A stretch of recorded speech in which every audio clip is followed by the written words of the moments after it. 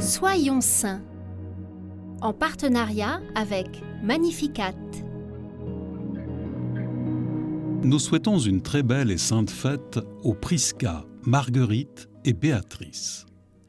Et nous découvrons ensemble, en ce 18 janvier, Saint Jaime Hilario Barbal. Né le 2 janvier 1898 à Enviny, dans les Pyrénées catalanes, il entre à 12 ans au séminaire. Souffrant de graves problèmes d'audition, il est cependant renvoyé dans sa famille. Mais le jeune homme reste convaincu que le Seigneur l'appelle et attend patiemment.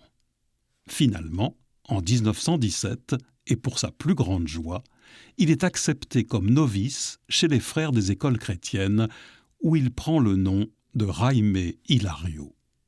Il y occupe différents postes pendant 16 ans, mais l'aggravation de son handicap l'oblige à délaisser les missions éducatives. Jaime s'occupe alors humblement du jardin de la maison de formation des frères. Lorsque la guerre civile espagnole éclate en 1936, il est hélas arrêté et enfermé dans un bateau-prison. Comme beaucoup d'autres chrétiens, il fait l'objet d'un jugement sommaire, au cours duquel il refuse de cacher son statut de religieux, bien qu'il aurait pu échapper à la mort s'il avait caché ce fait en se disant simplement jardinier du monastère. Condamné à mort, il est mené le 18 janvier 1937 à un cimetière appelé Montagne des Oliviers.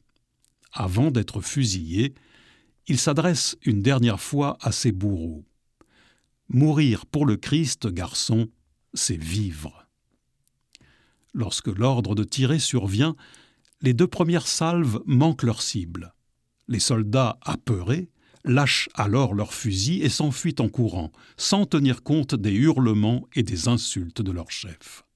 Furieux, celui-ci prend alors son pistolet et tire à bout portant 5 fois sur Jaime, qui s'écroule à ses pieds à l'âge de 39 ans. L'apôtre Paul nous invite à construire le royaume de Dieu, et Jaime, à travers le service du prochain, fut fidèle au Christ jusqu'à vaincre la mort.